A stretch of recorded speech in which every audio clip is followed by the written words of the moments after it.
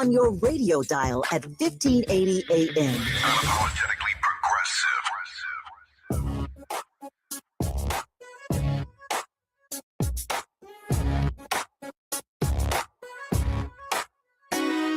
The Jesse Jackson Jr. Show. The Jesse Jackson Jr. Show.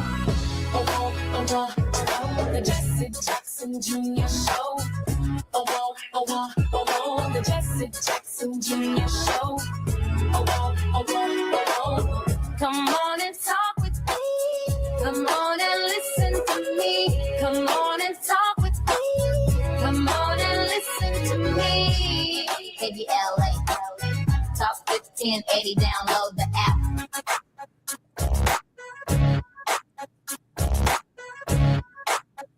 I'm Jesse Jackson Jr. Welcome forward to the Jesse Jackson Jr. Show on KBLA Talk 1580. We have breaking news on KBLA Talk 1580. Earlier this week, and I haven't read the editorial yet, I wrote an editorial called The Crowd as Detective, what the Nolan Wells case reveals. There's a moment in every American racial tragedy when the public stops waiting for institutions to explain themselves and starts doing the work on their own. That moment has arrived again on the Mississippi Gulf Coast, where the death of 18-year-old Nolan Wells has become something larger than a missing persons case. It has become a collective investigation conducted in real time by people who have never met the Wells family and never set foot on Horn Island. A young lady by the name of Jeanette Brantley, a sound engineer, has now produced a video, a tape, a recording of the actual 911 call. What you're going to hear next is Miss Brantley explain her process by which she separated the original call from the background conversations that are taking place. The internet is blowing up. Social media is on fire in large measure because of Miss Brantley's work. What you're going to hear now is the voice of Miss Brantley. Okay, so before I play this, I want to quickly explain what I did, what you're looking at on the screen, and why I chose to approach this audio the way that I did.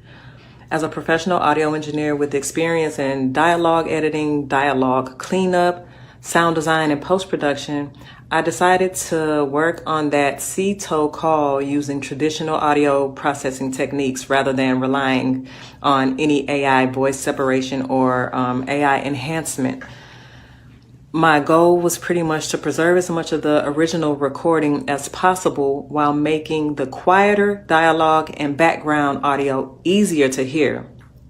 So I basically used techniques such as subtractive EQ, compression, gain adjustments, noise reduction, frequency isolation, and other traditional processing methods. So what I did was I separated Vicky, the CTO dispatcher, from Warren and the audio originating from the boat so that I can concentrate more closely on what was happening behind and around Warren, pretty much on the boat. And I specifically chose not to rely on AI because aggressive AI enhancements and voice isolation tools can sometimes introduce artifacts and distort the speech or create ambiguity around the sounds that were originally present. And for something this serious, I wanted my processing to remain as conservative as possible. You'll also notice time code and dialogue written on the side of the screen and pop up during each segment. That dialogue represents what I personally hear as an audio engineer while processing and repeatedly reviewing these sections. I'm pretty much providing it as a listening reference, not as a declaration that my interpretation is the only possible interpretation. And that's important. I want you to listen for yourself, use headphones if you have them, listen closely, and decide with your own ears what you believe is being said. You can also return to the original unprocessed recording and compare directly with what you're hearing here. You'll also notice that my time code may not match the regular timestamp on the original uploaded video. And that's because I'm working inside a professional post-production timeline, a digital audio workstation, basically using SMPTE time code, which in film, that's displayed in hours, minutes, seconds, and frames. Film and TV timelines are completely different from timestamps that you see when you're watching regular videos or when you're watching a movie and you hit pause.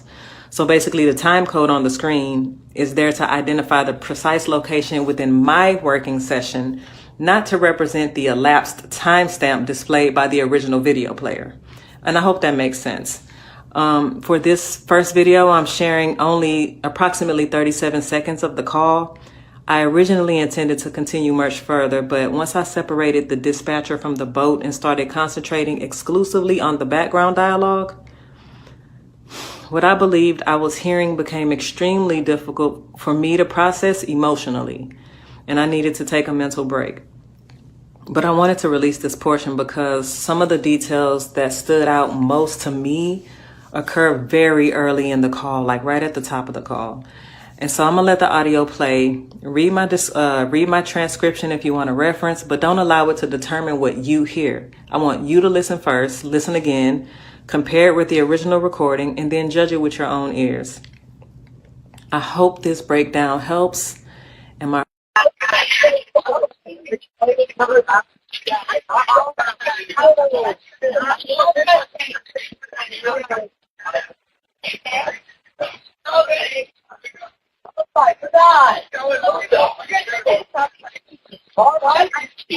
Hey, we're at the west tip of Horn, and our bilge pump stopped working. We're sinking. Can y'all please come? We have a membership.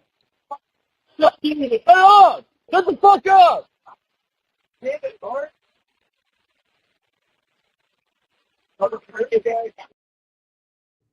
I'm Jesse Jackson Jr. You're listening to the Jesse Jackson Jr. Show on KBLA Talk of 1580. What you probably could not hear or discern, but you will certainly hear it and discern it when you turn on your social media. Can we cover it up? Yeah, I thought all about all of that. Oh, you killed him. He's already dead. Is he dead? Yeah. Yells. Nolan. Oh my God. Nolan, wake up. Inaudible but clear. Wyatt, wake up. Wake up. Damn it, Bart. No, he's really dead now. When the call was made, according to this audio recording, to the proper authorities for the purposes of towing the boat, while the call was on hold, it was still recording an enhanced call in the background before the young man starts sharing with the dispatcher that there was a problem with the boat.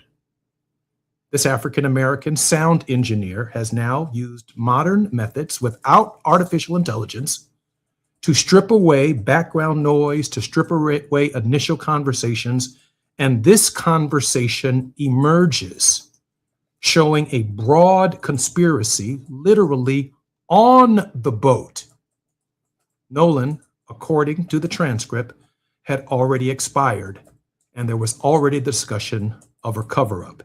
In fact, the three young white men that were involved were present, but also two young Anglo-American young white ladies were present.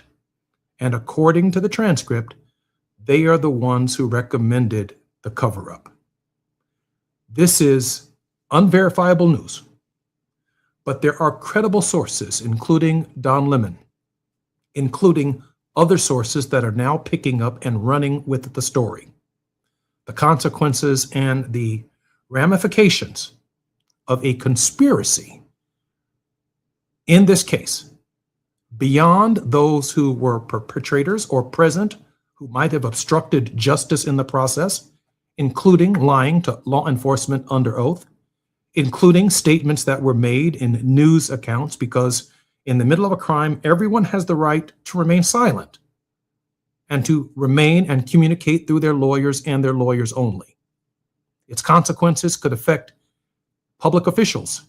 It could affect families. It could affect anyone who participated in the cover-up, hence an extraordinarily broad conspiracy, potentially around the life and the death of Nolan Wells. You're listening to the Jesse Jackson Jr. Show on Moving Mountain Mondays. Ernest Krim, your initial thoughts about Jeanette Brantley's engineering excavation work around the call that was running while the young man was waiting to hear from the public, from the responders. It was recording the conversation that was being had in the background, and that conversation suggests that Nolan Wells had already expired.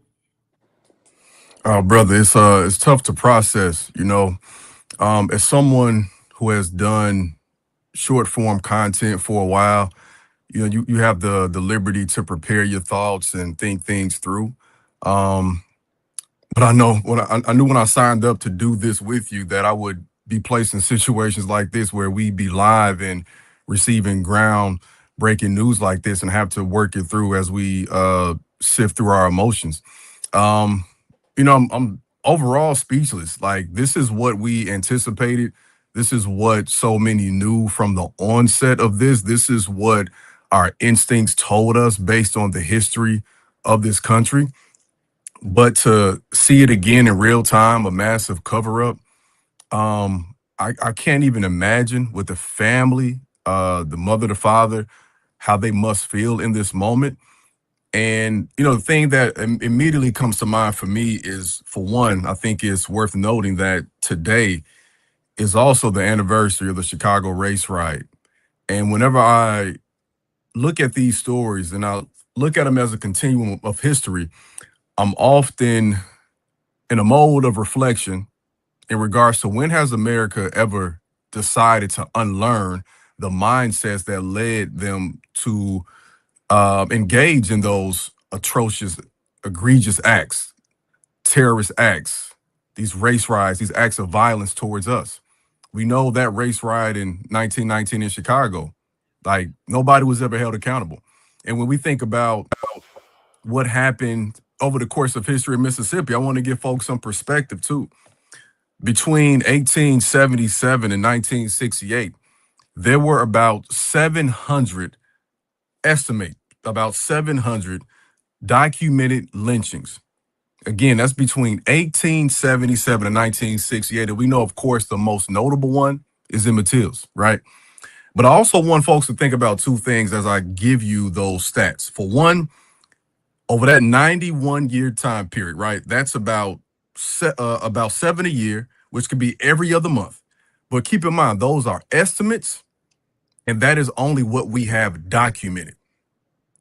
Many of these lynches, for example, Emmett Till's, the intention was not for him to be found.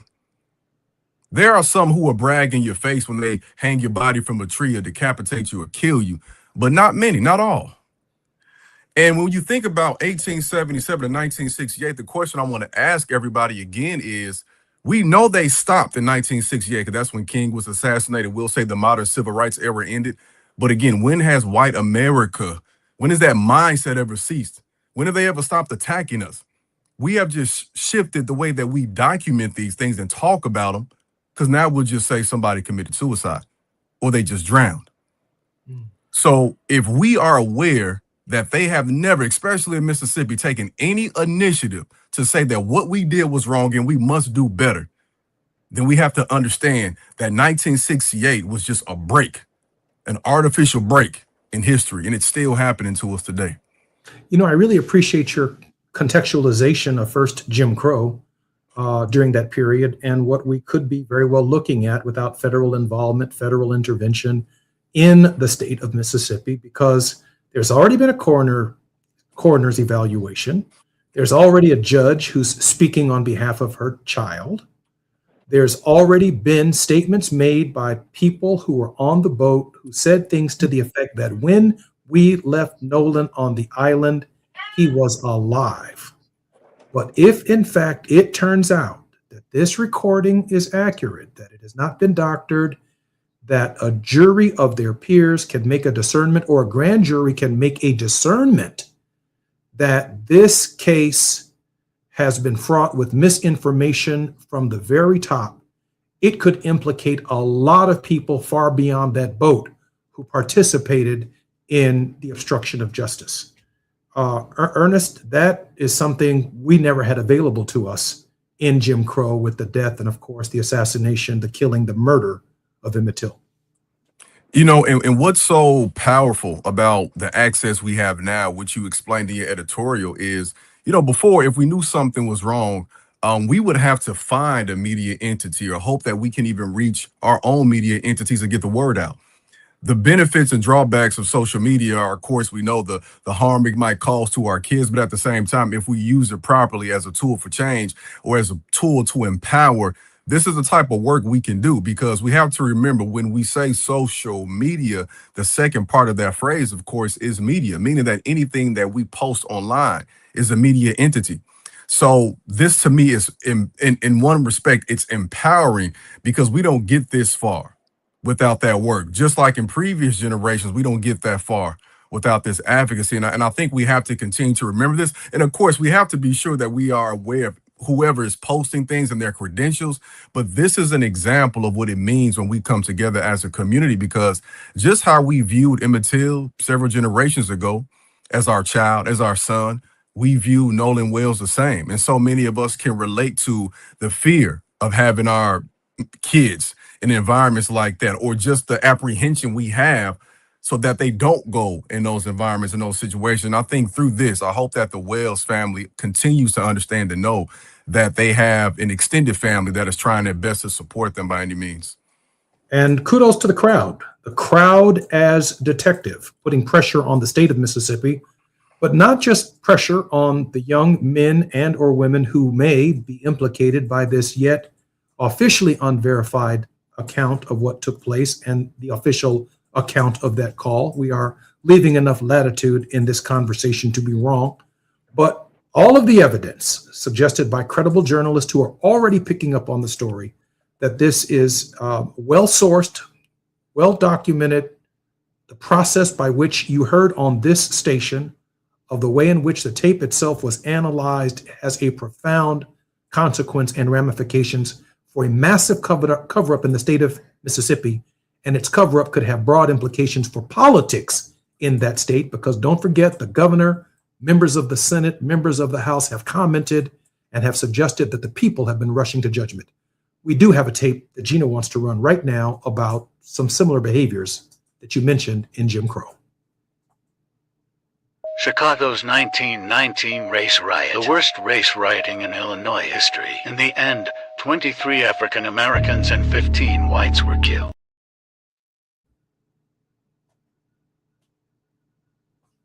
I think that's the extent of our video. The question of the Chicago race riots occurred on this date, almost a century ago. Not something that we are allowed to ignore. And I'm also convinced, Ernest, that so many of our young white brothers and sisters don't fully appreciate African-American history and memory. And that's a factor in why the crowd has gathered to use every tool. We've got engineers looking at tapes. We've got hundreds, millions of eyes on, listening to statements, looking for body language, looking for behaviors, analyzing the behavior of the potential defendants in this process and those who've been alleged to have participated in a potential cover-up that makes it almost impossible not to see exactly what we're seeing. It's Moving Mountain Mondays on the Jesse Jackson Jr. Show. I'm Jesse Jackson Jr. You've been listening to me and Ernest Krim in Mr. Krim's Classroom. More breaking news when we come forward right here at KBLA Talk 1580. Jesse Jackson Jr. Only on KBLA Talk 1580.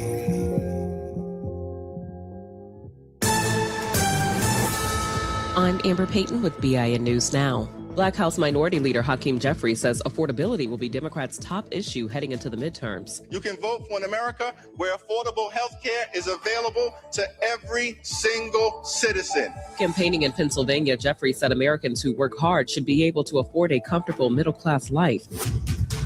The first Kenyan to play in the NFL has been deported. ICE says 37-year-old Daniel Adunga was removed from the U.S. last month after overstaying his visa in 2016.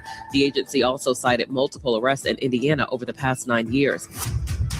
And a song briefly posted to Black singer David's Apple Music profile was reportedly fake and uploaded after the account was hacked. The track referenced 14-year-old Celeste Rivas Hernandez, whom singer David Burke is accused of killing. His preliminary hearing continues this week in Los Angeles as prosecutors argue the case should move forward to trial.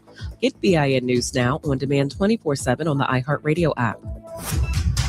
Join the Dodgers for Max Muncy Game 7 Home Run Bobblehead Night on August 10th versus the Royals. The first 40,000 fans in the ballpark will take home this exclusive Max Muncy Bobblehead presented by AM/PM. For tickets, visit Dodgers.com/promotions. This is the KBLA Sports Minute with Ray Richardson. The Dodgers lost to the Mets in New York Sunday 8-3. They wrapped up a 6-3 road trip.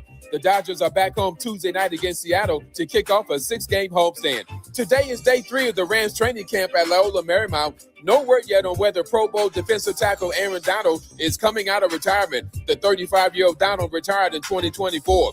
Donald has been working out at the Rams facility for several weeks. The Chargers opened their training camp Wednesday in El Segundo. The Philadelphia 76ers confirmed that LeBron's son Bronny will not be part of a package deal to join his father. Sixers Vice President of Basketball Operations Bob Myers said there are no plans to pursue a trade for Bronny. LeBron signed with the Sixers on Friday. Bronny is entering his third season with the Lakers. He's under contract with the Lakers for 1 more year. No debates, no speculation, just the info you need. That's your KBLA Sports Minute. I'm Ray Richardson on KBLA Talk 1580. In a world full of noise, one station keeps it real. KBLA Talk 1580, where the conversation goes deeper, The voices sound like yours, and the issues that matter most to our community take center stage. Progressive, powerful, unapologetically us. Whether you're driving through the city or tuning in from your home or office, join the public square. KBLA Talk 1580, your home for talk that enlightens, encourages, and empowers. Listen live on our free KBLA 1580 app, on our website at KBLA1580.com, or on your radio dial at 1580 AM. Unapologetically progressive.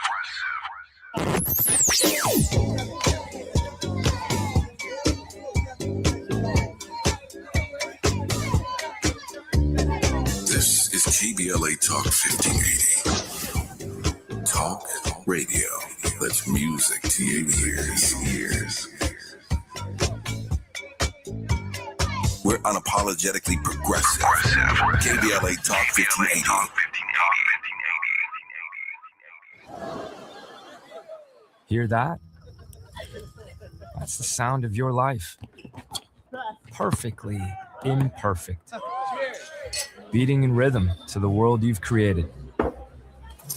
But every time you drive after drinking, music gets drowned out. Your life sounds pretty great. Don't let a buzz ruin it. Buzz driving is drunk driving. Don't drive buzzed. A message from NHTSA and the Ad Council. We've got a lot to talk about.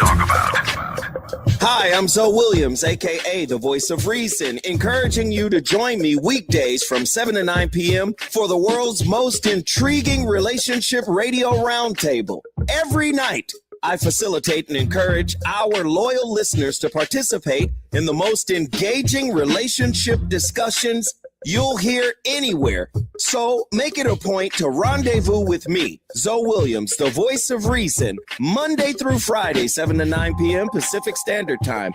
Trust me, your relationships will never be the same. The VOR is on fire tonight. Unapologetically progressive. KBLA Talk 1580. We've got your black. Don't be anxious or confused about AI. Take control of your career when you get the skills to tackle real business problems and design specialized solutions. HR Dive reported that entry-level talent with applied AI credentials can receive up to a 25% salary boost. But where do you find training that you can trust? Future-proof your career and deliver more value with Humans Lead the Way AI. Their hybrid learning courses use practical definitions, real-world examples, and strategic insights to help you and your team understand AI with confidence. No magic, no hacks, no shortcuts. Just practical knowledge that helps you use AI more successfully. Don't wait. AI can never replace people who know how to use it well. Register for courses today at humansleadtheway.com. That's humansleadtheway.com. You're listening to Jesse Jackson Jr. on KBLA Talk 1580. The Jesse Jackson Jr. Show. The Jesse Jackson Jr. Show. The Jesse Jackson Jr. Show. The Jesse Jackson Jr. Show. King Folly drops the beat. Come on and talk with me. Come on and listen to the me. Come on and talk with me. Come on and listen to the me. KBLA Talk 1580. Download the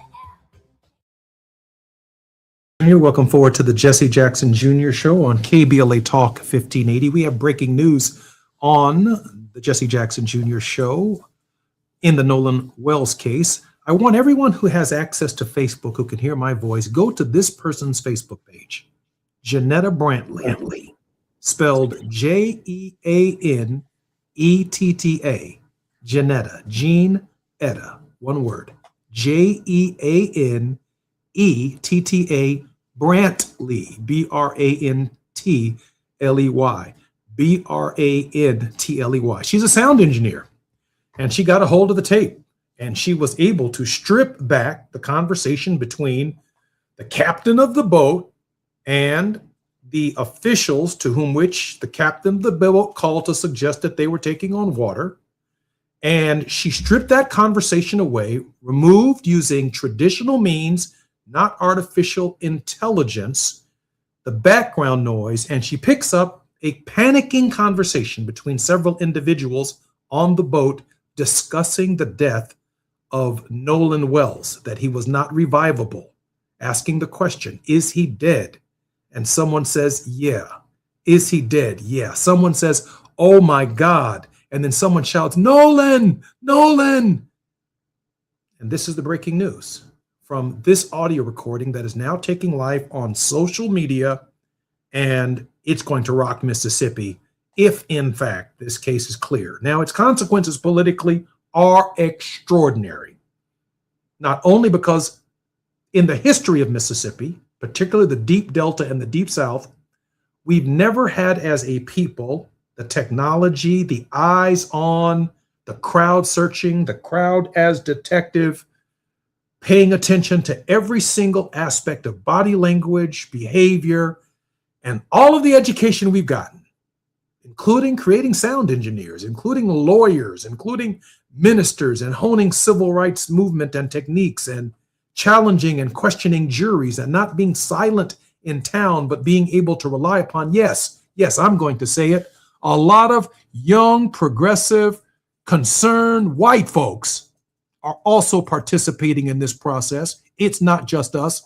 They don't like what they saw, and their instincts are not betraying them that something has gone wrong.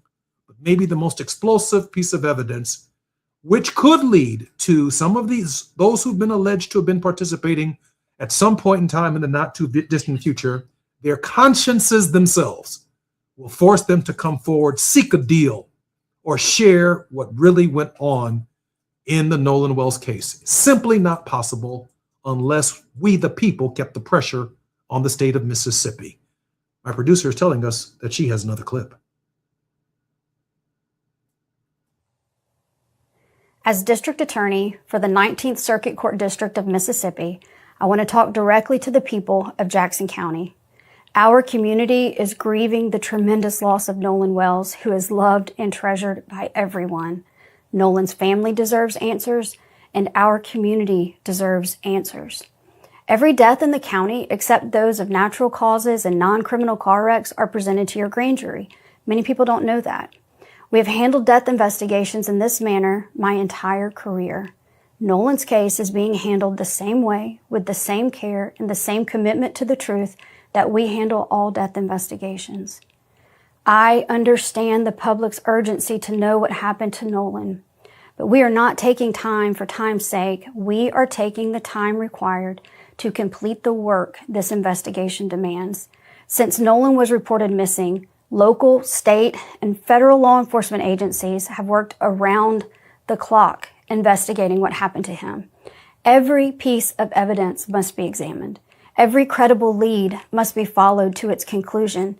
Every witness interview must be analyzed in context of all other evidence. The pressure for answers does not change what the work requires. Our responsibility to Nolan and our community is to complete this investigation thoroughly, carefully, without compromise, supported by the evidence and worthy of the confidence of the people we serve. I also understand that many people have questions about why more information has not been released publicly.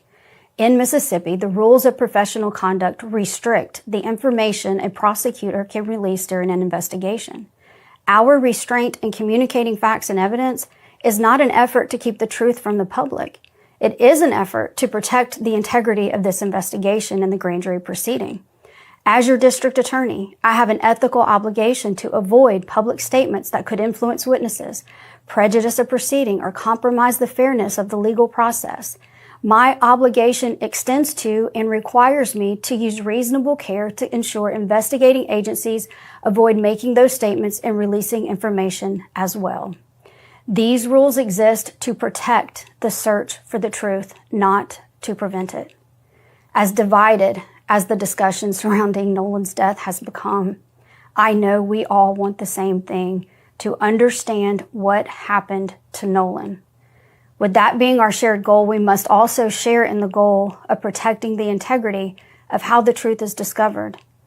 If we sacrifice the integrity of the process in effort to satisfy today's questions, we risk undermining the confidence in tomorrow's answers.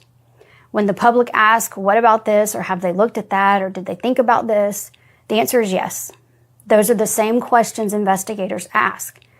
The difference is that we can't publicly discuss the evidence, the interviews, or what those efforts have uncovered while the investigation is underway. Again, our restraint in sharing details of the investigation is not a refusal to share the truth.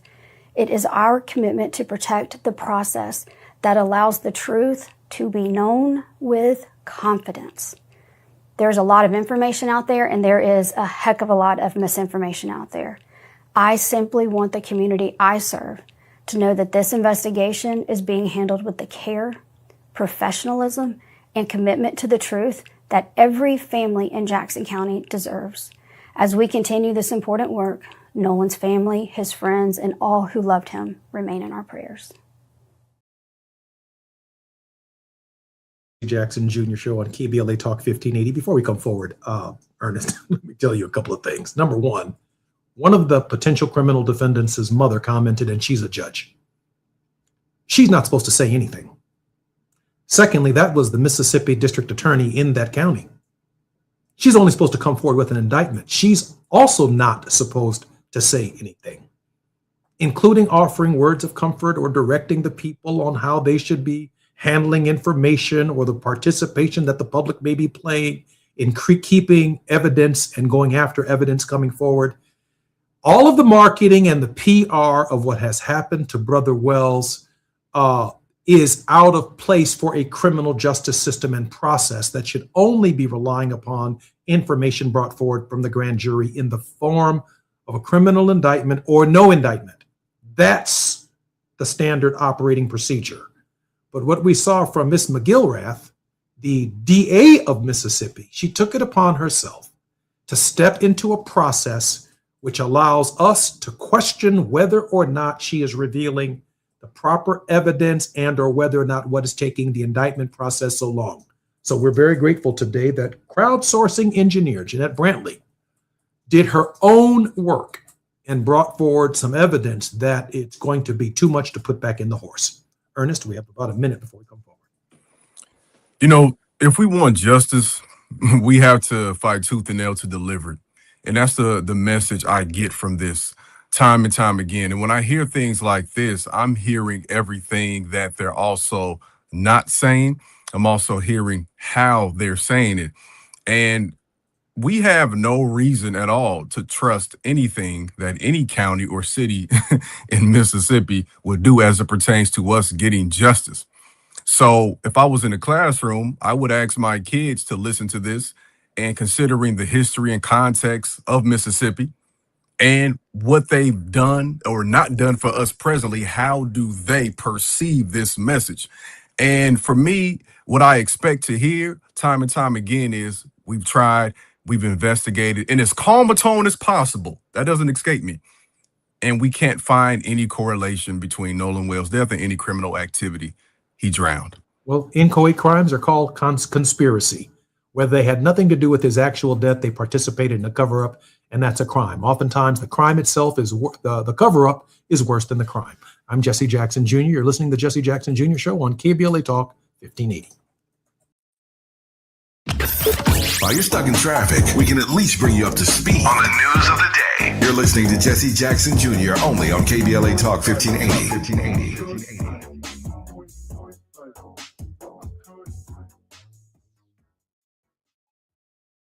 You deserve a treat, a $10 bill credit treat. If you get an LADWP paper bill but go online to pay it, stop! Break up with your mailbox. It's time to go paperless. With paperless billing, bill reminders come straight to your inbox. You can access 7 years of past bills in your online account, and you don't have to deal with paper clutter piling up. It's a win for you, your time, and the environment. $10 bill credit for new LADWP paperless billing signups. LADWP.com/paperless.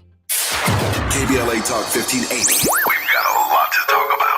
KBLA Talk 1580 is connecting you with services and solutions. Domestic violence and family violence is when someone in an intimate or family relationship tries to gain or maintain power and control over another through a wide range of abusive behaviors. Every single act may amount to abuse. Abuse can take on various forms: psychological and emotional, physical and economic, and sexual abuse. The Genesee Center Incorporated is a nationally recognized nonprofit domestic violence prevention and intervention organization, housing women and children from 30 days up to 2 years through emergency and transitional shelters. The Genesee Center also provides support services like mental health counseling, life skills classes, computer training, job referrals, after-school programs for children, field trips, tutoring, and comprehensive direct legal services. If you need help or you'd like to donate or volunteer, call the Genesee Hotline, 1-800-479-7328. That's 1-800-479-7328, or visit genesee.org. Everyone has the right to be safe. This is a community call to action from KBLA Talk 1580.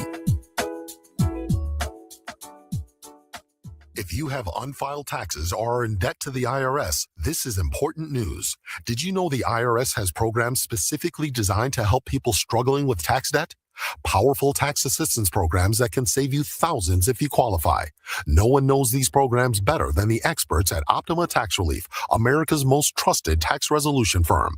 A-rated by the Better Business Bureau, their award-winning tax attorneys and licensed professionals have resolved over $3 billion of tax debt for their clients. One call to Optima can start the process, helping to put an end to your worries about wage garnishment, asset seizure, and other aggressive IRS actions. Find the best options to solve your tax problems. Call the experts at Optima Tax Relief today for a free consultation. Call 800-919-9077. 800-919-9077. 800-919-9077. Optima Tax Relief. Some restrictions apply. For complete details, please visit OptimaTaxRelief.com. Now back to more of Jesse Jackson Jr. on KBLA Talk 1580. The Jesse Jackson Jr. Show. The Jesse Jackson Jr. Show. The Jesse Jackson Jr. Show. The Jesse Jackson Jr. Show. King Quality drops the beat. Come on and talk with me. Come on and listen to me. Come on and talk with me. Come on and listen to me. KBLA Talk 1580. I'm Jesse Jackson Jr. Welcome forward to the Jesse Jackson Jr. Show on KBLA Talk 1580. Destination Crenshaw is still behind schedule, years behind schedule. Residents, businesses, churches, artists, and other stakeholders have questions, and they deserve real answers, not just promises. If empty promises poured concrete, this project would have been opened years ago. This week, join us at a town hall meeting, a talk about delays, the timelines, and what happens next for Crenshaw Corridor. Public hearing is your chance to get on the record and speak directly to the people making these indecisions in City Hall. Join us this Thursday, June 30th at 6:30 p.m. at Bethesda Temple Church, 4909 Crenshaw Boulevard. Between the construction crawl and the parking spots it has eaten alive, rideshare is now less a suggestion and more a survival tactic round here. So please rideshare if you can. If you cannot join us Thursday night, the public hearing will be broadcast live on radio and streamed online at KBLA Talk 1580. Our town hall warm-up host, Dr. Nee Cordelai-Corte, starts live at 6 p.m. Tavis Smiley moderates the town hall at 6:30 p.m. Don't miss it. It's your culture, your community, and your voice, and we need to hear from you this coming Thursday. I'm Jesse Jackson Jr. More on KBLA Talk 1580. Our very special guest in this hour, our regular contributor on Moving Mountain Mondays, is Ernest Krim. Ernest, welcome forward to the show. Thanks again for having me, brother. Ernest, I'm going to pivot from Brother Neely for an hour. We'll talk about him with Reverend Dr. Terry Hord Owens in the next hour. But I do want to talk with you about the new standards being established by Tuskegee University. No do-rags, no pajamas to class, no slippers, no rollers in your head walking around college campuses. I was thinking about Charlotte Hawkins Brown, who coming out of the peculiar institution of slavery and in the middle of Jim Crow, started an etiquette academy for the Negro. Ernest, your thoughts about the new standards for preparing our young people who graduate from college and then expected behavior that they probably should have learned at home? Yeah, it's complicated because I come from an environment where, as a teacher, we saw that being legislated in an unequitable way towards our Black girls and boys. But we're talking about an HBCU in this situation, so it's different, right? I can only speak from how I was raised, right? I grew up brushing my head trying to get those 360s, and I wore a do-rag around the house, and maybe outside when I was hooping for a little bit. But the moment my mom told me that I needed to make a run to the store, walk up to Walgreens, or drive to the store, whatever, I took it off. I was instructed to take it off. I was raised by baby boomers, and that's how we were taught. That was the expectation. When I had my first interview for a job, I knew I had to dress and act a certain way. I think the only cause for pause for me is I've never seen a college do this, right? I've only really seen this happen on like K through 12 settings. So I just wonder if our kid, I'm careful. I walk this line. I want our kids to understand that professional standards and what we call politics of respectability are not just applicable to the broader white society. As Black people, we also have standards too that we expect to abide by. And I don't want them to even just think that maybe dressing professional is simply just a shirt and a tie. Maybe you want to have a dashiki or something, or maybe you want to do this or whatever, right? So I just want to make sure our kids understand. But I hate that a college, we're talking 18 to 22, maybe 25 grad school. I hate that a college has to deal with this. So yeah, I love the way you framed it, because I was about to light it up.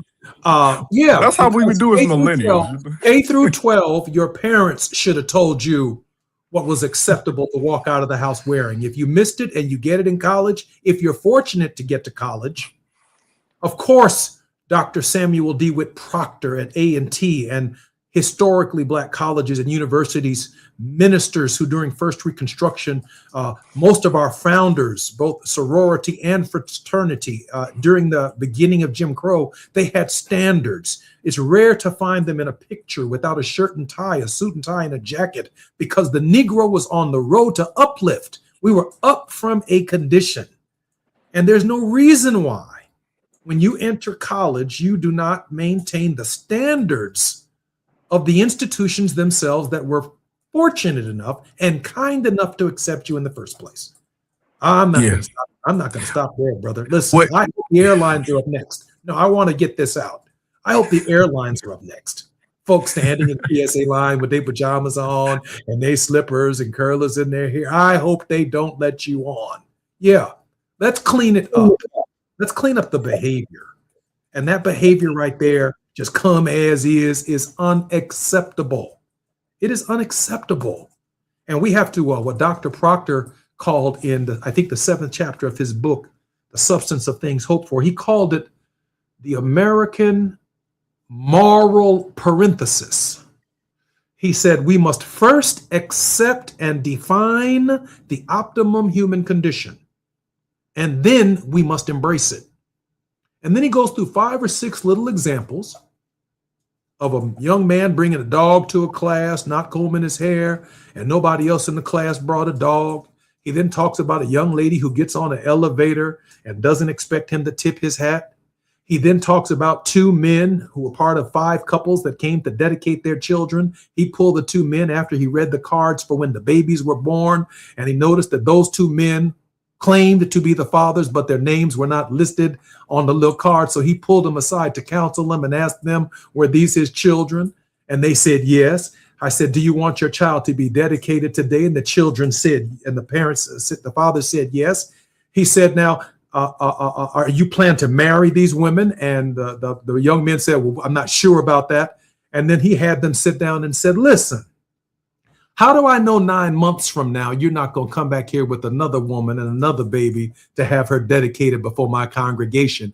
And why should we just rubber stamp your behavior, which is leading to a deterioration in behaviors in our community? So y'all just sit here on the front row. I'm going to dedicate the children, but I'm not going to let you participate in the dedication ceremony. He went on to define the American moral parenthesis with 5, 6, 7, 8, or 9 very important examples, but most importantly, Professor Ernest Krim, he's asking you that when you see it, call it into being.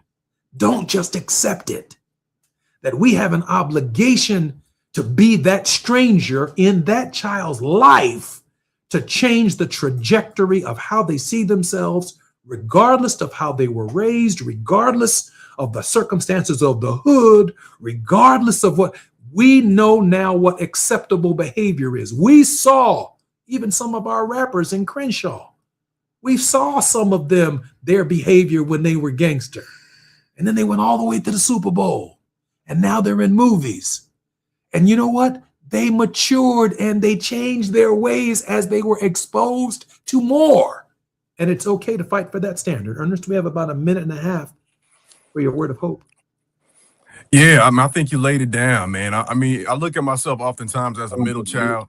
I'm caught between a couple generations, and I just, that expectation was always the premium, for us. Throughout history, just when you leave the house, you expect it to look a certain way. And as an educator, public school setting, I understand at that level, but I would be curious to know why our kids would want to continue to do that in college settings. I'm more curious of the why. Like, I want to sit them down on that orientation and say, why do you want to do that? Why you want to just, roll over and come to class that way? So I'll use this last 30 seconds or so to say that we need to make sure through all of this that we reestablish our connections with our kids and with our community. And I think that that type of behavior is indicative of a breakdown of communication and a breakdown of us sitting down with our elders, right? There are certain things that we must learn from each other. It goes both ways, but there's also so much more that we can learn from those who are paved the way, which of course speaks to why I'm always grateful to be sitting down in community with you, because there's so much I can learn as well. One final example for Dr. Proctor, and I know that my time is up because I'm at the top of the hour, but I got to say it. He said in a later chapter on the question of the moral parenthesis, a young man who transferred from the University of Illinois, didn't grow up in a household with his daddy, came into his office one day and said he wanted to play football, but his first freshman year, he was treated unkindly because of segregation and racism, and the white folks wouldn't let him be quarterback. But he wouldn't make any excuses. He said he could rap and he could talk. And he decided to let him into college, to North Carolina A&T State University. He then goes on to say that young man went by the name of Jesse Jackson. I'm Jesse Jackson Jr. You're listening to Jesse Jackson Jr. Show on KBLA Talk 1580. Thank you, Brother Krim. I'll see you next week. Thank you. Take care. Thank you, brother. On KBLA Talk 1580, more when we come forward on Moving Mountain Mondays with Reverend Teresa Hort-Owens. KBLA 1580 Santa Monica. I'm Amber Payton with BIN News Now. Black House Minority Leader Hakeem Jeffries says affordability will be Democrats' top issue heading into the midterms. You can vote for an America where affordable health care is available to every single citizen. Campaigning in Pennsylvania, Jeffries said Americans who work hard should be able to afford a comfortable middle-class life. The first Kenyan to play in the NFL has been deported. ICE says 37-year-old Daniel Adungo was removed from the U.S. last month after overstaying his visa in 2016. The agency also cited multiple arrests in Indiana over the past 9 years. And a song briefly posted to Black singer David's Apple Music profile was reportedly fake and uploaded after the account was hacked. The track referenced 14-year-old Celeste Rivas Hernandez, whom singer David Burke is accused of killing. His preliminary hearing continues this week in Los Angeles as prosecutors argue the case should move forward to trial. Get BIN News Now on demand 24/7 on the iHeartRadio app. Join the Dodgers for Max Muncy Game 7 Home Run Bobblehead Night on August 10th versus the Royals. The first 40,000 fans in the ballpark will take home this exclusive Max Muncy Bobblehead, presented by AMPM. For tickets, visit Dodgers.com/promotion. This is the KBLA Sports Minute with Ray Richardson. The Dodgers lost to the Mets in New York Sunday 8-3. They wrapped up a 6-3 road trip. The Dodgers are back home Tuesday night against Seattle to kick off a 6-game homestand. Today is day 3 of the Rams training camp at Loyola Marymount. No word yet on whether Pro Bowl defensive tackle Aaron Donald is coming out of retirement. The 35-year-old Donald retired in 2024. Donald has been working out at the Rams facility for several weeks. The Chargers opened their training camp Wednesday in El Segundo. The Philadelphia 76ers confirmed that LeBron's son Bronny will not be part of a package deal to join his father. Sixers Vice President of Basketball Operations Bob Myers said there are no plans to pursue a trade for Bronny. LeBron signed with the Sixers on Friday. Bronny is entering his 3rd season with the Lakers. He's under contract with the Lakers for 1 more year. No debates, no speculation, just the info you need. That's your KBLA Sports Minute. I'm Ray Richardson on KBLA Talk 1580. Let me put my hard hat on, go back outside, and see if these procrastination Crenshaw construction crews have shown up yet. I'm saving space for grace, but if these trucks don't show up soon, well, you already know. Destination Crenshaw, your time is up. With a KBLA Talk 1580 editorial, I'm Tavis Smiley. KBLA Talk 1580 and Bethesda Temple Church invite residents, churches, businesses, and community leaders along the Crenshaw corridor to join a vitally important community conversation Thursday, July 30th, 6:30 p.m. at Bethesda Temple Church, 4909 Crenshaw Boulevard.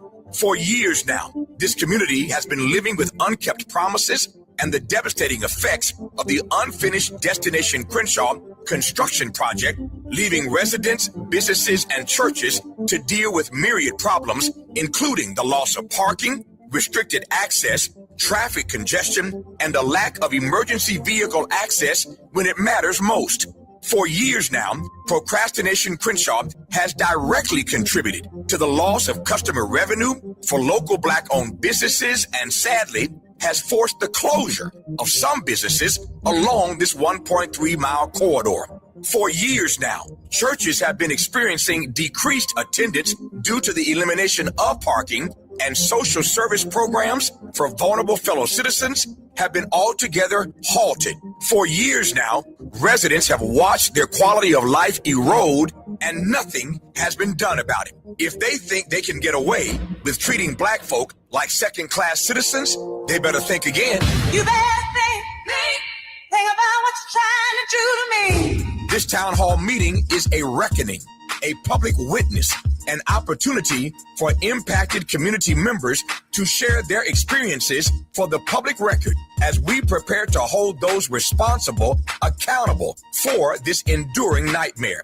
So please join us Thursday, July 30th, 6:30 p.m. at Bethesda Temple Church, 4909 Crenshaw Boulevard. This town hall meeting is free and open to the public, but registration is required at KBLA1580.com. With a KBLA Talk 1580 editorial, I'm Tavis Smiley, and as always, we welcome your feedback.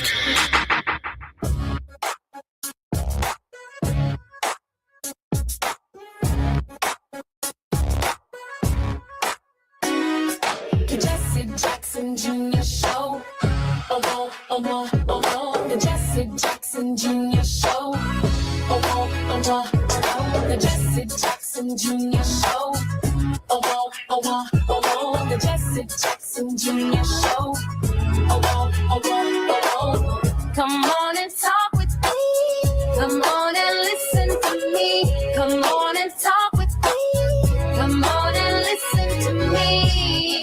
KBLA Talk 1580. Download the app. I'm Jesse Jackson Jr. Welcome forward to the Jesse Jackson Jr. Show on KBLA Talk 1580.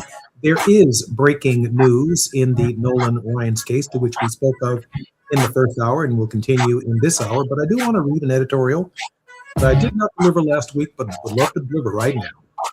The crowd as detective. What the Nolan Wells case reveals: there's a moment in every American racial tragedy when the public stops waiting for institutions to explain themselves and starts doing the work on its own. That moment has arrived again on Mississippi's Gulf Coast, where the death of 18-year-old Nolan Wells has become something larger than a missing persons case. It has become a collective investigation conducted in real time by people who have never met the Wells family and never set foot on Horn Island. Wells went missing on July 4th, boat trip with 3 friends. His body was recovered 2 days later. In the week since, sociologists, psychologists, attorneys, ordinary citizens with no formal training at all have combed through every public statement, cross-referencing timelines, flagging inconsistencies, debating what a young athlete who knew him could swim or would not do. Attorney Ben Crump has pointed to a contradiction at the center of it. One account has Wells telling a young woman he was heading back to the boat, while his friends say he told them he was staying behind. An independent autopsy came back undetermined, unable to rule out foul play. Its findings presented not in a courtroom, but in a press conference. 60 witnesses have been interviewed. The FBI is examining digital evidence, and still the public asks, who's telling the truth? This is not simply morbid curiosity. It is something Black America has been forced to develop over generations. That's right. We are Perry Mason, a parallel system of fact-finding born of necessity because the official system has too often arrived at conclusions that did not survive contact with the evidence. Emmett Till was murdered in 1955. An all-white jury acquitted his killers in barely an hour, and it was left to his mother, Mamie Till Mobley, to force the country to look at what had been done to her son by opening the casket to the world. When Medgar Evers was assassinated in 1963, it took 3 trials and 30 years before Byron Della Beckwith was finally convicted. And that conviction happened only because the case was reopened by dogged journalists and citizens who refused to let it lie. The pattern is old. The tools are new. Social media has not created this vigilance. It has simply given it a stage and a speed it never had before. A generation ago, the people asking hard questions about a case like this would have been written letters, organized in church basements, and waited months for a newspaper to notice. Today, a clip from a press conference travels across the country before the sheriff's department has finished the morning newspaper briefing. That speed can be reckless, and it has produced its share of false claims and premature speculation in this very case, but it has also done something the old system rarely allowed. It has put ordinary people in direct possession of the same raw material, the same statements, the same contradictions, the same gaps that used to belong exclusively to prosecutors, detectives, and all-white juries. We are now watching. And what is happening around Nolan Wells is, in effect, a referendum on trust. Sheriff John Ledbetter says no foul play has been identified. The family's independent pathologist says he cannot rule it out. Reasonable people can hold both statements in mind and still feel the tug of history, because history has taught Black families in Mississippi in particular that no foul play identified and no foul play occurred are not always in the same sentence. That's not paranoia. That's memory. It's the memory of Till, of Edwards, and hundreds of cases with less coverage and no reward money, where the official story closed a file that the community never believed was actually closed. None of these requires anyone to prejudge what happened to Nolan Wells. The contradictions in the witness accounts make their own innocent explanation. Grief and fear can make people's stories bend without conspiracy at all. But the stench to watch closely, to compare notes, to refuse to let a single official narrative stand unchallenged, that instinct is not cynicism. It's called citizenship, exercised by people who've learned at the great cost that accountability is rarely handed down. It is built one contradiction at a time by people willing to keep asking the question until somebody in authority is willing to answer them honestly. This is the real story here. Larger than any one island or any one's family grief, a community that has been told for generations to trust the process has decided once again to also watch it.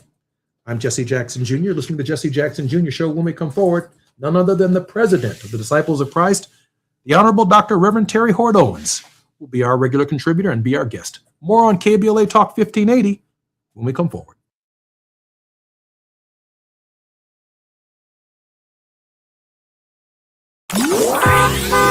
It's afternoon drive time with Jesse Jackson Jr. Only on KBLA Talk 1580. Are you drowning in IRS tax debt? Angela was. She called Civic Tax Relief and saved over $80,000. Felicia was having health problems, got behind on her taxes, interest and penalties were adding up. She called Civic Tax Relief and saved over $15,000. Civic Tax Relief is a professional tax negotiation firm that can protect you from the IRS. If you're getting collection letters, call Civic Tax Relief for a free consultation. They will go to work helping you discover all the relief programs you may qualify for free. James owed the IRS $37,000. Civic Tax Relief represented him against the IRS, and by the time everything was completed, he did not owe the IRS anything. If you are in trouble with the IRS, call Civic Tax Relief for your free consultation now. 800-200-2257. 800-200-2257. Get a free consultation and real tax relief. Call 800-200-2257. 800-200-2257. This November, you'll decide who leads California. So shouldn't you hear directly from the people asking for your vote? Join us for California Voices, a political town hall and ballot forum, Saturday, October 3rd, 2026. Meet candidates running for governor, lieutenant governor, attorney general, and other major statewide and local offices, including mayor of Los Angeles, city attorney, and LA County sheriff. Get clear, nonpartisan breakdowns of the propositions on your November ballot, both sides, no spin. And ask your questions directly, in real conversation, face to face. California Voices is brought to you by KBLA Talk 1580 and the Empowerment Congress, giving you the information you need before you vote. Mark your calendar, Saturday, October 3rd, 2026, California Voices. Follow KBLA 1580 for details and download the KBLA 1580 app. Your vote, your voice. Be there. Now back to more of Jesse Jackson Jr. on KBLA Talk 1580. The Jesse Jackson Jr. Show. The Jesse Jackson Jr. Show. The Jesse Jackson Jr. Show. The Jesse Jackson Jr. Show. King Volley, drop the beat. Come on and talk with me. Come on and listen to me. Come on and talk with me. Come on and listen to me. KBLA Talk 1580. Download the app. I'm Jesse Jackson Jr. Welcome forward to the Jesse Jackson Jr. Show on KBLA Talk 1580. Our regular contributor on Moving Mountain Mondays is none other than Reverend Dr. Terry Hort Owens. Dr. Owens, welcome forward to the show. Thank you so much. Good to be with you today. I am so grateful that you are here. Terry, got some breaking news that's surfacing on the internet of an African-American engineer who brought her skills to the case. And again, there are thousands of people critiquing and analyzing the evidence, statements that are made, witness statements, body language. They're all looking from different angles at the same person's, trying to determine innocence, guilt, culpability, credibility, you name it. We're all looking.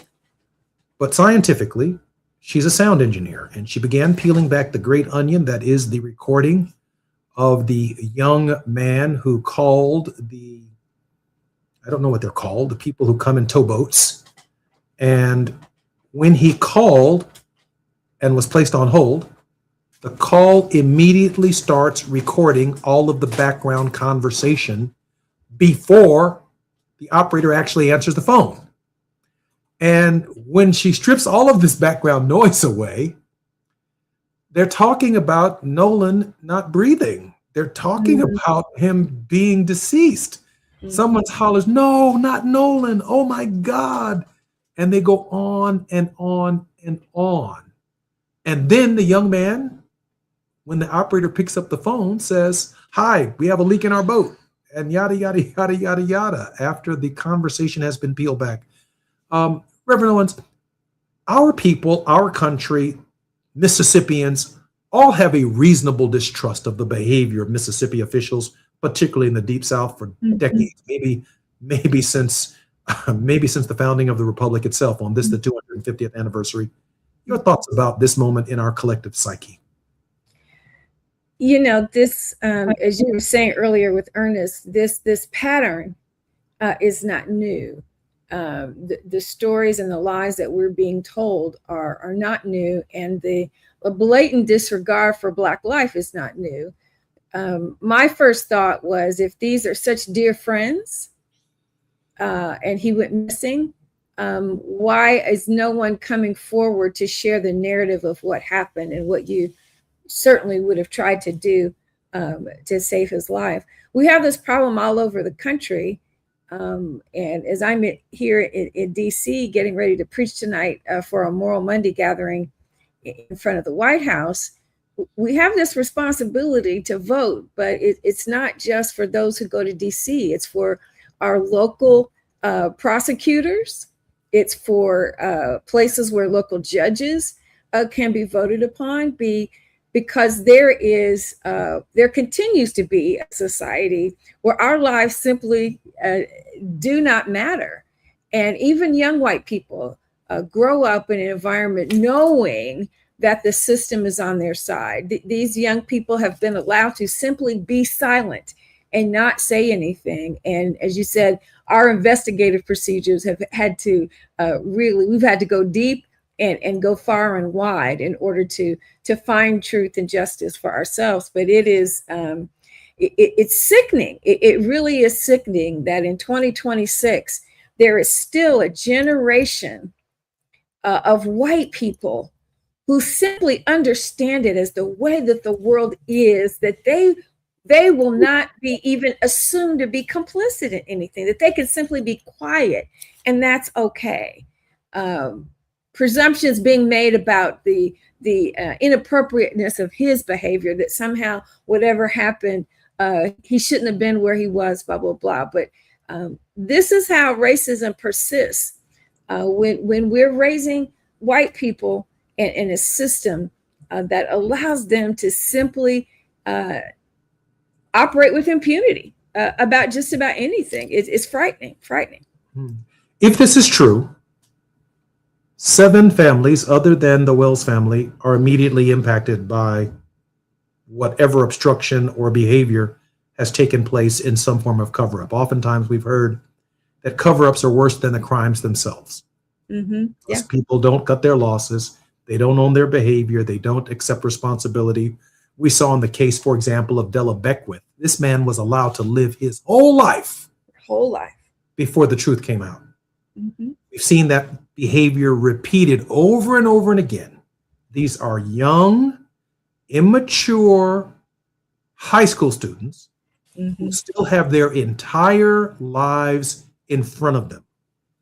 The entire community, the entire county, all of law enforcement, and the white infrastructure of that particular county, one of probably hundreds of counties in Mississippi, have an interest in ensuring that major players in the county don't all end up indicted and in prison. They have an interest in that. Yeah, these are their children. They're their children that they're covering for. Yeah. And an argument could be made, obviously not in the interest of justice, but an argument can be made that is a compelling interest in their inability to conduct a free, fair, and clear investigation. That's a compelling case. Our producer has a clip that she'd like to run.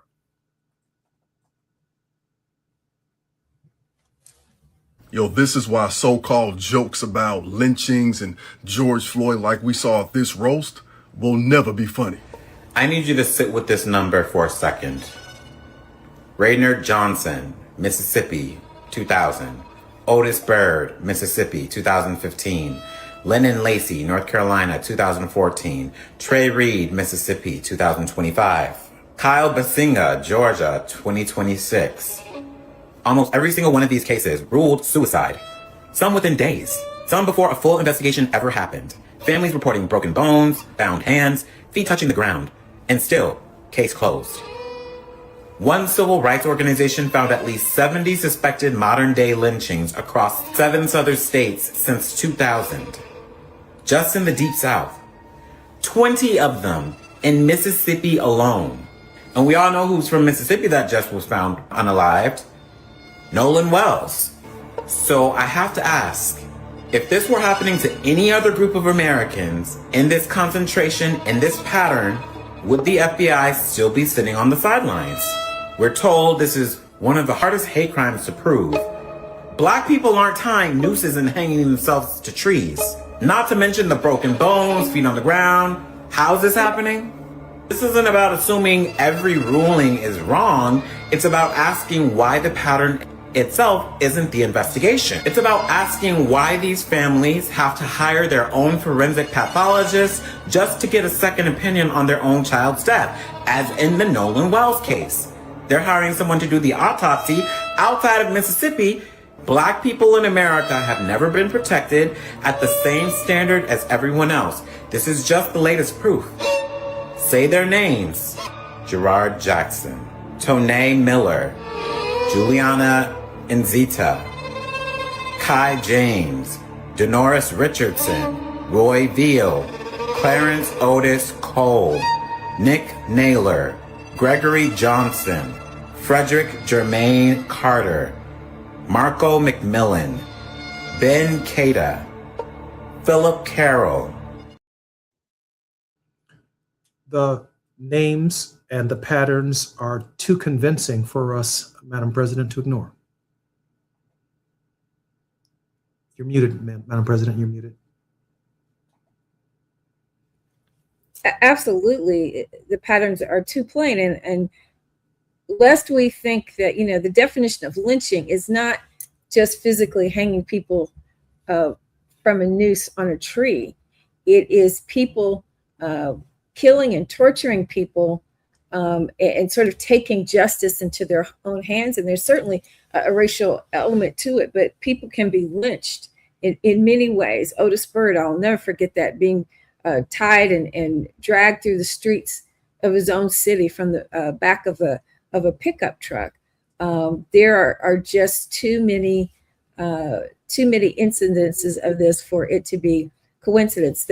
The cross that was burned in Grant Park in Chicago a few months ago, and with all the surveilling cameras that we have around the city of Chicago, and they're like, oh, we're not quite sure who did it.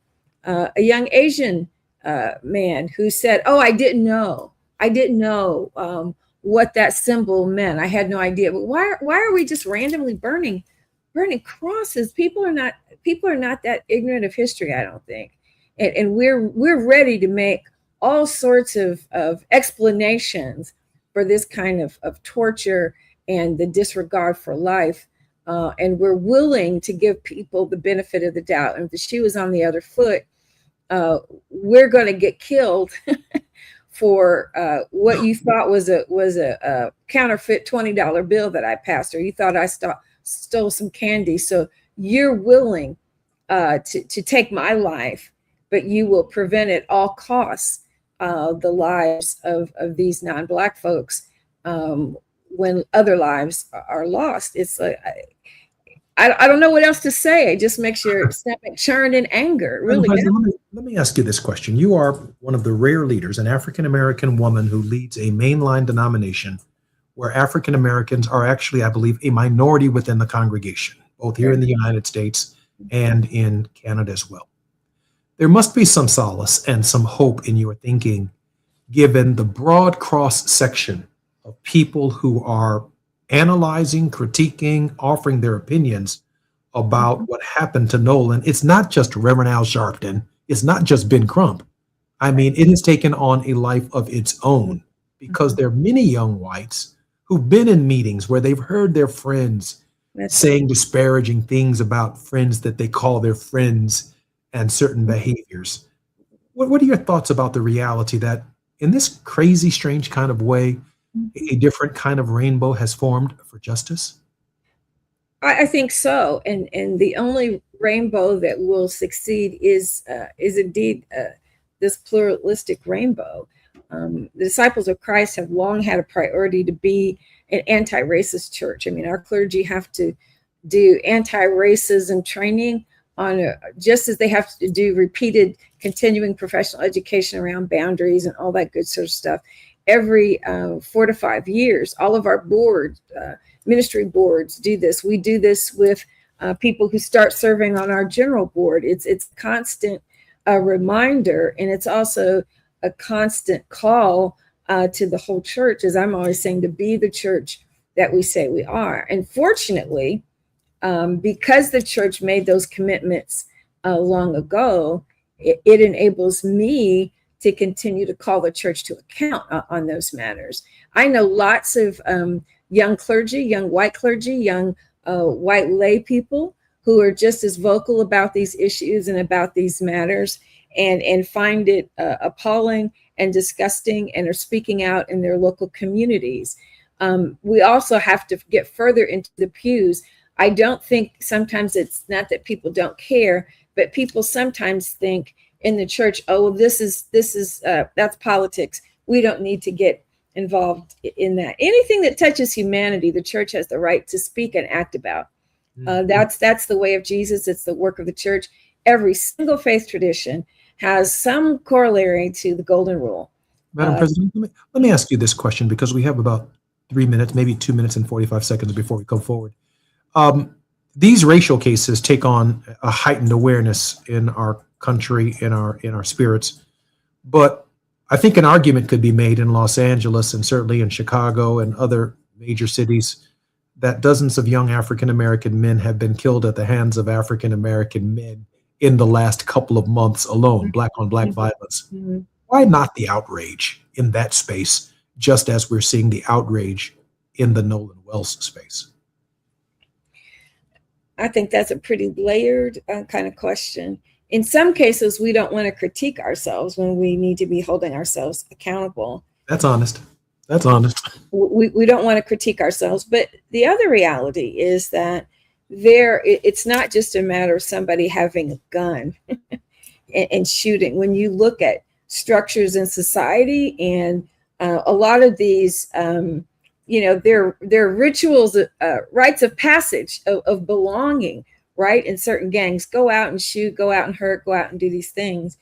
And when we have an environment where young people are not presented with options, when certain expectations are not being set either in their own families or in their own communities, when your parents can't provide food on the table, when you are going to school in buildings that don't have heat or books, you look all around you on TV and everybody in the world seems to be prospering but you, and you have no vision for, nobody has shown you what the options are.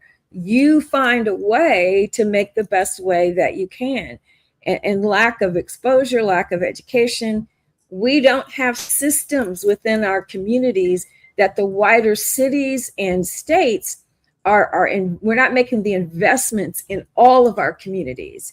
We wouldn't think about whether or not a white school on the North Shore had the right science equipment, or whether their swimming pool. Remember that famous exchange between New Trier and Harper High School, where the white kids have all the latest science equipment, Olympic-sized pool. The black kids don't have books and the cracked pool. They don't have the resources. We have to quit aligning the value of our children with our property values, because if they don't see the resources that provide them with options and some sort of hopeful view of the future, they will take and make what it is that they need in order to feel hopeful themselves. So we all bear some responsibility for this. I'm Jesse Jackson Jr., listening to the Jesse Jackson Jr. Show. It's Moving Mountain Mondays. Our very special guest, Reverend Teresa Terry Hord Owens, is our guest. More when we come forward on KBLA Talk 1580. It's afternoon drive time with Jesse Jackson Jr. Only on KBLA Talk 1580.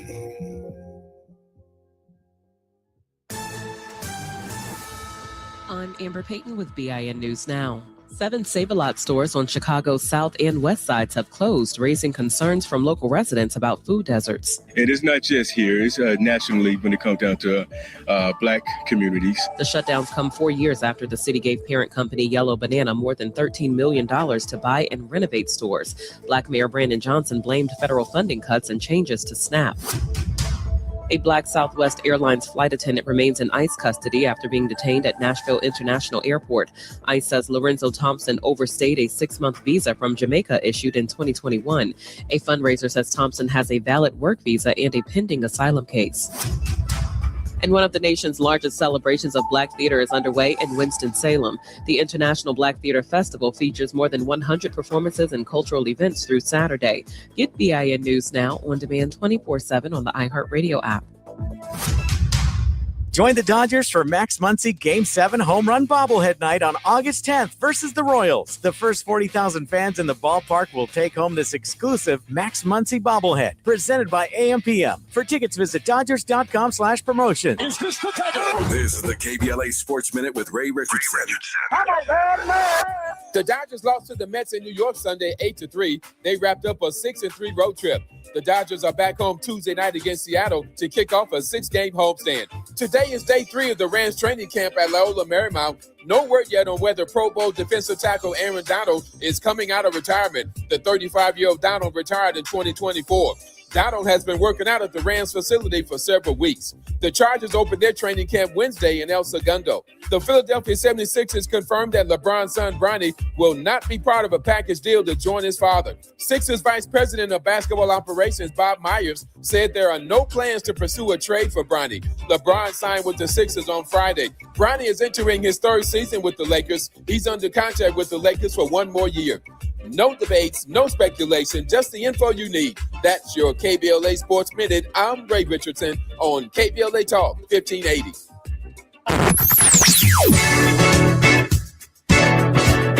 Whoa, whoa.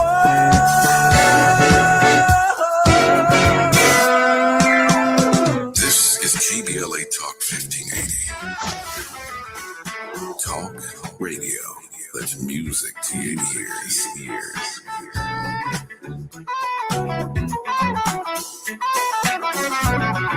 We're unapologetically progressive. KBLA Talk 1580. Number 14. That's where Talkers Magazine ranked Tavis Smiley on their heavy 100 list of the 100 most important talk radio hosts in America.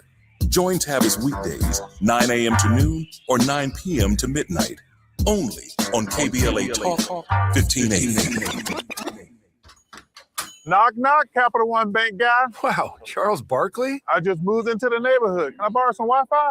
Sure, Chuck.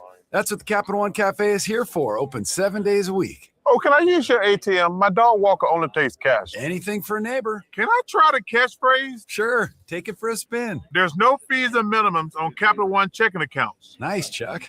I'll take it from here. Capital One. What's in your wallet? Terms apply. Visit CapitalOne.com/bank guide for details. Capital One and name member FDIC. Don't be anxious or confused about AI.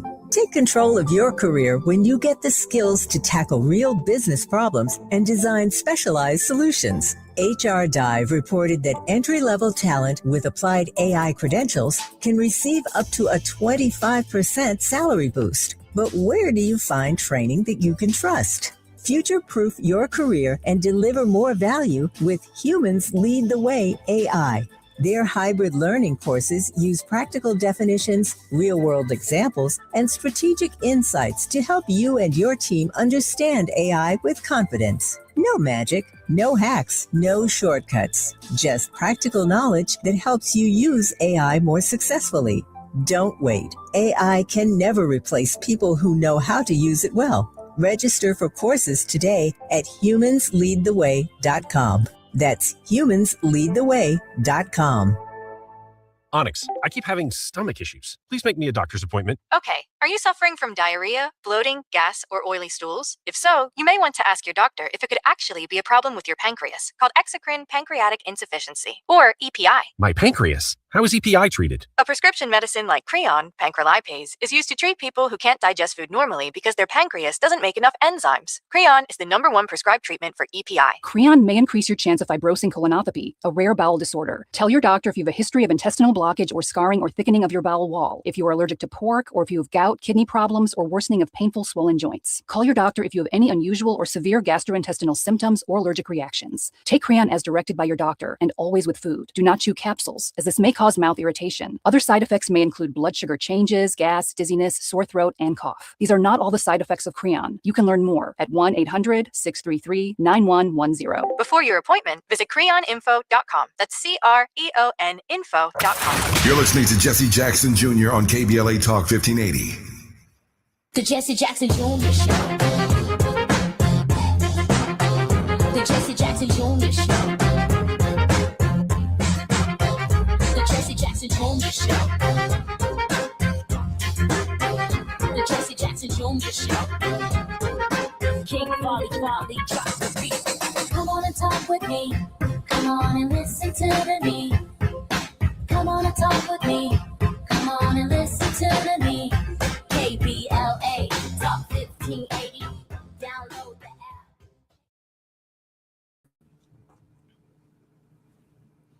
I'm Jesse Jackson Jr. Welcome forward to the Jesse Jackson Jr. Show on KBLA Talk 1580. It's Moving Mountain Monday on the Jesse Jackson Jr. Show. Reverend Dr. Terry Hoard Owens. Dr. Owens, welcome forward to the show. Thanks. Always good to chat with you. You know, I'd like to pivot if I can for a moment because the conversation about Nolan at this stage for me has become somewhat heavy. And I'd like to pivot to part of a conversation that I had with Ernest in the last hour, and that was about Tuskegee Institute and a number of institutions that are now changing their dress codes and their standards by which they will allow students to walk around their campuses and even maybe even enter their institutions, which I don't think is a bad idea, by the way. You're no longer at home with your parents. This ain't about your mama and your daddy and your neighborhood. This is preparing you for the real world, for that which is not only respectable, but for the adulthood that you are now being asked to assume. Some of these things should have happened back when you was in elementary school and when you were at home, but apparently they didn't. But that challenge in no small measure also falls on grown Black folk, not just at HBCUs, but other Black people who come into contact with young people in the community, and they allow this behavior without bringing the behavior to our children's attention. Your thoughts about Tuskegee changing the standards? No more rollers in their heads, no more pajamas to classroom, no more slippers on their feet. If you want to stay at Tuskegee School. By the way, a school where the airmen and other men and women of integrity attended. Yeah. And their standards that they set for all of Black people. Yeah. Madam President? I think it's significant that we're talking about a historically Black college university here. It is not, I went to a predominantly white institution. And so the way I was taught to carry myself in those spaces is one thing. And we certainly understand, particularly at the point in time when I was in college. But I think our historically Black colleges, Spelman, Morehouse, Hampton, Howard, have all called their students to higher standards. It's a matter of how you reflect self-respect. We have watched our own beauty standards, right, and our own cool standards evolve over time from, a process and relaxed hair to natural, and now locks and twists. And all the other things. And there was a time when I remember counseling a young man in the 80s, young Black guy who used to play football for Northwestern, that he couldn't wear his earring at IBM because there would be certain assumptions that were made about him. But in the context of Black folks, helping Black folks to develop stronger senses of how you present yourself is certainly your choice in the world, but we do, I think, need to set standards in these environments. And you can, I'm on the Aunties Council, I'm old enough to be on the Aunties Council that says, my son is a musician. He lives in sweats and hoodies and a full beard. He gets to work in a way that I would never have been able to dress at work. So we see those shifts in society. And overall, dress standards in corporate America are heavily relaxed.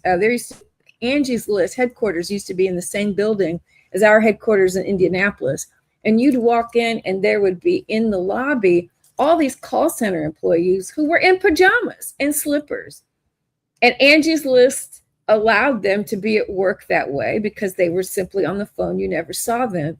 But most of us were like, wow, I would never have been able to show up at work dressing that way. So standards shift with cultural norms, but I think at the heart of this is simply these institutions seeking to instill a sense of pride. When I was growing up, you wore a fro, but it was blown out and picked out, and you had some Afro sheen. You were. Rest in peace, George Johnson. Yes, when I was in college, a friend of mine, senior year, you're exchanging pictures, and I'll never forget my friend Ronnie. On the back of my picture, he said, "Terry, thanks for always having your hair done in public," because there were girls who came, people white and black who came into the dining hall with curlers in their hair. I just would never have been allowed to do that, and never thought that was a way that I could present myself. But I think something about how we present, how we make connections, and if nothing more, to say I must insist myself on having higher standards for myself than maybe even society may have of me, because we have to learn how to hold ourselves to standards. In college, it may be imposed upon you. My sister is a Spelmanite. We were wearing jeans and sweaters at Harvard back in the 80s. She was in skirts and heels. It was just a culture about how you presented yourself in a very different environment. So I'm with the Aunties Council. Well, I'm with the Unks, and we on the Unks Council, we don't like the behavior on airplanes. I mean, I put on a suit and a blazer, or a suit and a regular T-shirt or something, but I look like I'm traveling from one city to the next city, and that I belong on the plane. This isn't a Greyhound station, and I would ask for standards on Greyhound. Yeah. Because Rosa Parks had standards when she sat on the Greyhound. And I would ask for standards when you get on a train, because we set standards, and we call the community to higher standards. I agree with you on that. Yeah. Speaking of standards, Reverend Owens, Cheyenne Bryant, I haven't mentioned her name on my show, but there's great controversy about her having a doctorate degree from a institution that was founded in May of 2026. Let me say that again, May of 2026. This is May, June, July, August. Mm-hmm. And the degree specifically has been sold and touted as an earned doctorate in theocentric psychological counseling. Never heard of that. And she's the only person in the history of this university to ever receive a PhD. She's the only person to ever receive a doctorate, as far as I can tell, in the history of something called theocentric psychology or whatever. And the internet is also lighting her up, suggesting that while she's counseling people and offering lots of advice, that there is no evidence that she has a doctorate at all. And I'm making a distinction between people who have life's work and receive honorary doctorates. I have an undergraduate degree at North Carolina A&T. I have a master's in theology.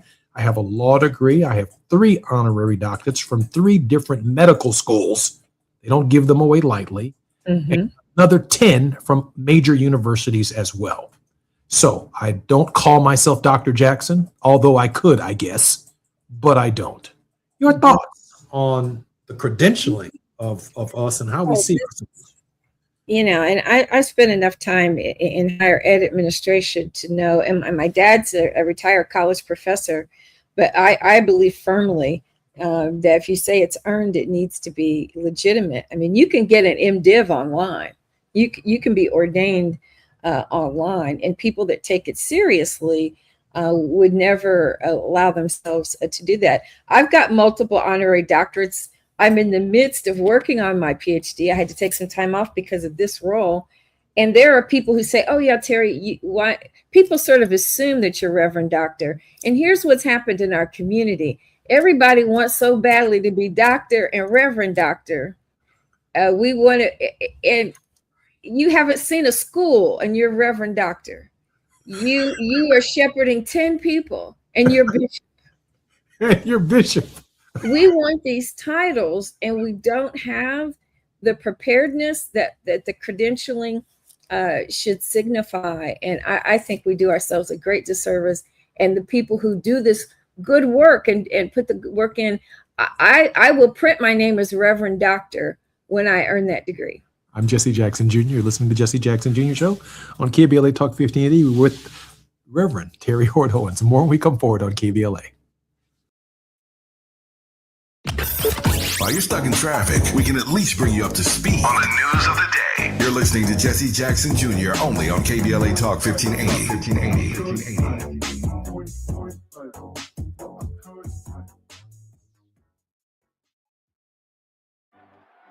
It's game day. Are your moderate to severe Crohn's disease or ulcerative colitis symptoms keeping you from the action? Skyrizi, risankizumab Riza, could help you get back to the game. Skyrizi is proven to help people feel significant symptom relief, achieve remission, and visibly improve damage of the intestinal lining. Skyrizi is a prescription injection medicine for adults. Don't use if allergic to Skyrizi. Serious allergic reactions, increased infections, or lower ability to fight them may occur. Before treatment, get checked for infections and tuberculosis. Tell your doctor about any flu-like symptoms or vaccines. Liver problems leading to hospitalization may occur when treated for Crohn's or ulcerative colitis. Control is everything to me. Ask your doctor about Skyrizi, the #1 prescribed biologic in Crohn's and ulcerative colitis combined. Learn more at skyrizi.com or 1-866-SKYRIZI. KBLA Talk 1580. We've got a lot to talk about. KBLA Talk 1580, connecting you with services and solutions. These are hard times for housing in America. Too many in our community face barriers to safe housing, behavioral health care, and affirming spaces for healing, particularly those impacted by poverty and stigma or incarceration. Rooted in South LA, Ahmad supports impacted communities through housing, wellness, and leadership development. Ahmad provides culturally responsive, peer-led support from transitional housing and mental health services to leadership development and youth empowerment. They offer safe, affirming houses for youth, transgender women, and formerly incarcerated individuals. Therapy and peer support with a focus on healing trauma in Black communities. HIV prevention and care, free testing, education, and wraparound services for whole person wellness. Standing in the gap with health, housing, and hope. Reach out to Ahmad Institute at 323-569-1610. That's 323-569-1610. Or visit amaad.org. This is a community call to action from KBLA Talk 1580. KBLA Talk 1580. We've got a lot to talk about. KBLA Talk 1580 joins you in standing for voting rights. The midterm election campaign season is here now. The 2028 presidential election is right around the corner. When We All Vote is a leading national nonpartisan initiative on a mission to change the culture around voting and to increase participation in each and every election by helping to close the race and age gap. Created by Michelle Obama, When We All Vote brings together individuals, institutions, brands, and organizations to register new voters across the country and advance civic education for the entire family and voters of every age to build an informed and engaged electorate for today and generations to come. When We All Vote empowers their supporters and volunteers to take action through voting, advocating for their rights, and holding their elected officials accountable. It's all in for 2026 and 2028. Please visit whenweallvote.org to stand up for your rights, voting rights. This is a community call to action from KBLA Talk 1580. Now back to more of Jesse Jackson Jr. on KBLA Talk 1580. The Jesse Jackson Jr. Show. The Jesse Jackson Jr. Show. The Jesse Jackson Jr. Show. The Jesse Jackson Jr. Show. King Volley, drop the beat. Come on and talk with me. Come on and listen to the me. Come on and talk with me. Come on and listen to the me. KBLA Talk 1580. Download the app. Jesse Jackson Jr., welcome forward to the. I'm Jesse Jackson Jr. Welcome forward to the Jesse Jackson Jr. Show on KBLA Talk 1580. It's Moving Mountain Mondays on the Jesse Jackson Jr. Show.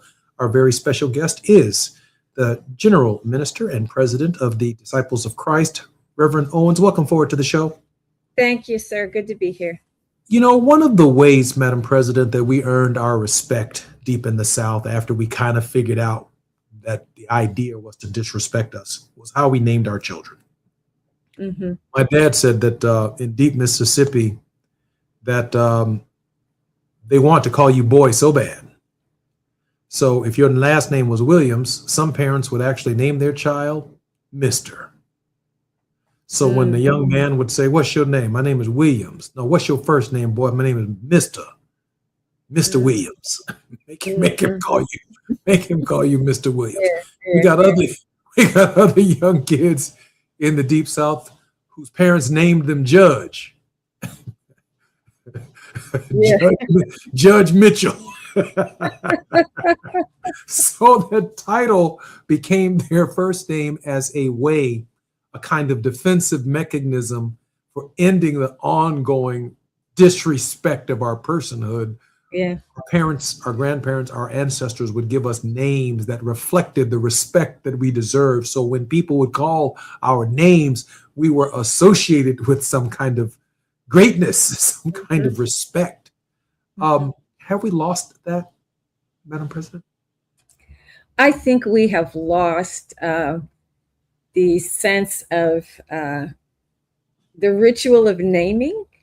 You know, African cultures named you things that you could grow into, and named you after traditions and people that you could grow into. My dad, again, same age as your dad.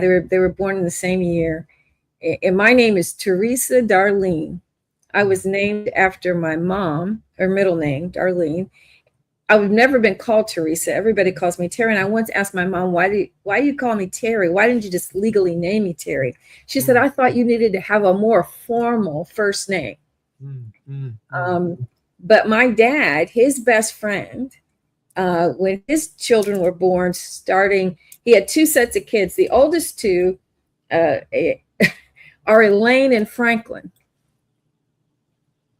With the third and fourth and fifth child, my dad participated in choosing African names for these people who were all born in the early 70s. If I had been born maybe 6 or 7 years later, I probably would have an African name, but it probably would mean something.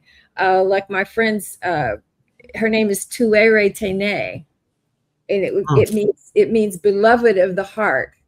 Hodari Kobie. My dad took an African name, Umze Lasana Akpara.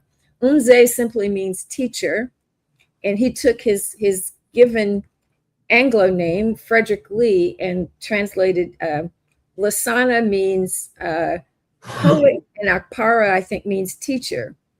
So he put together a name. What I see is people putting syllables together.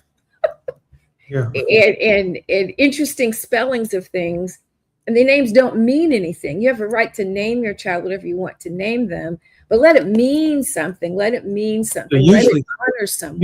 Usually those names fall in the La's and the Ra's. Laws and the Ra's and Laws and you know, what was a parent thinking when they named you Junebug? I mean, what future does Junebug have? I mean, is Junebug Attorney Junebug? Junie, yeah. Yeah. But I've learned that my name means Teresa means harvester. Darlene means beloved. So I grew up with a sense of a name ought to mean something.